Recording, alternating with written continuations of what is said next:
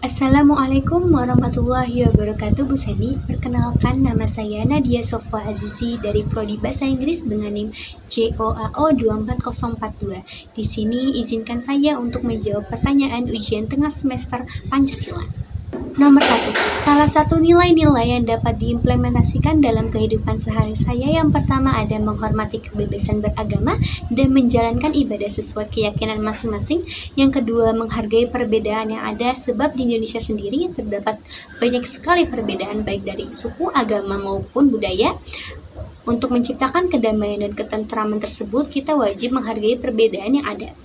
Yang ketiga, membangun solidaritas dan toleransi antar sesama warga, baik lingkup masyarakat maupun negara. Yang keempat, mengutamakan musyawarah dalam pengambilan keputusan. Yang kelima, membeli produk lokal untuk mendukung perekonomian masyarakat. Nomor 2. Sebagai seorang mahasiswa, nilai Pancasila yang sudah saya terapkan dalam dunia akademik adalah yang pertama, mengikuti kegiatan keagamaan yang diadakan kampus, salah satunya mengikuti UKM USPAN. Yang kedua, tidak membeda-bedakan perlakuan dalam berteman karena perbedaan agama, suku, ras, ataupun budaya. Yang ketiga, aktif dalam berdiskusi kelompok guna mendapat hasil yang terbaik. Nomor 3. Sebagai makhluk sosial, identitas nasional yang selalu saya junjung di masyarakat salah satunya adalah Pancasila, dan implementasi yang saya terapkan adalah yang pertama, bersikap sopan dan santun terhadap yang lebih tua dan menyayangi yang lebih muda. Yang kedua, menghindari sikap individualisme dan diskriminasi.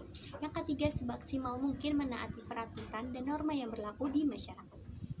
Nomor 4. Contoh nyata negara Indonesia. Sebuah konstitusi adalah Indonesia memiliki sebuah konstitusi utama yaitu UUD 1945. UUD 1945 merupakan perwujudan ideologi negara Indonesia yaitu Pancasila yang secara jelas dinyatakan dalam pembukaan Undang-Undang Dasar 1945. Pancasila sebagai prinsip dasar negara mencakup 5 sila sebagai fondasi nilai-nilai luhur bangsa Indonesia. Kemudian UUD 1945 menetapkan hak dan kewajiban negara seperti hak untuk bebas berpendapat dan kewajiban untuk taat hukum. Selain itu, UUD 1945 merupakan konstitusi dan sumber hukum tertinggi yang berlaku di negara Indonesia sehingga semua peraturan perundang-undangan harus sesuai dengannya.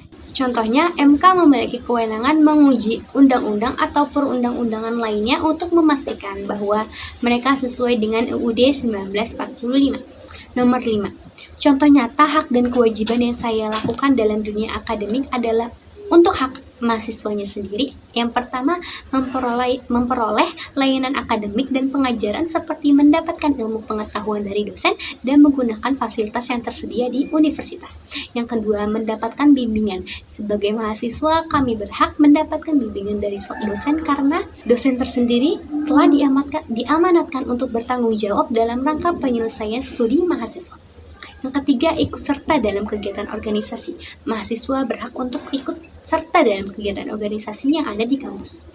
Untuk kewajiban ada yang pertama, mematuhi peraturan dan tata tertib kampus. Yang kedua, belajar dengan sungguh-sungguh. Sebagai seorang mahasiswa, saya memfokuskan pembelajaran tidak hanya di kampus tetapi juga di luar kampus. Yang ketiga, mengikuti kegiatan kemahasiswaan. Salah satu yang saya jalani saat ini adalah event harmonisasi.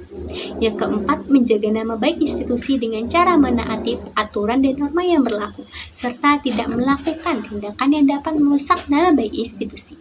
Nomor 6. Contoh nyata cara berdemokrasi yang tidak menyalahi aturan. Yang pertama, pemilihan umum. Tidak asing lagi bahwa pemilu menjadi pilar untuk mencapai kehendak rakyat dan sebagai instrumen dalam memilih pemimpin serta wakil rakyat. Dalam penyelenggaraannya, pemilu memiliki norma dan aturan yang tidak menyalahi aturan di Indonesia. Yang kedua, pembuatan undang-undang.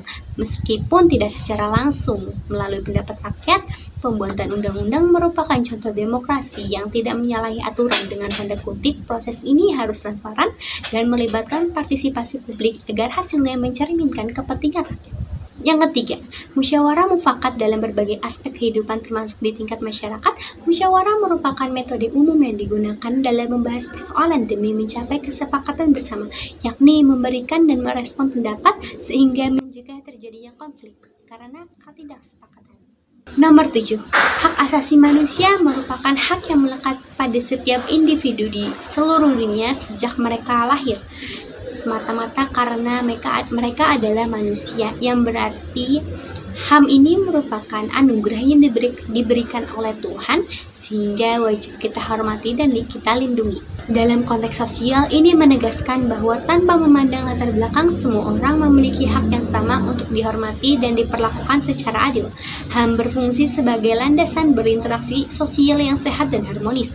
Dengan menghormati dan melindungi HAM, masyarakat dapat menciptakan lingkungan di mana setiap individu merasakan perasaan dihargai dan memiliki kesempatan untuk berkembang, menjadikan lingkungan masyarakat yang demokratis dan berkeadilan. Sekian, terima kasih. Wassalamualaikum warahmatullahi wabarakatuh.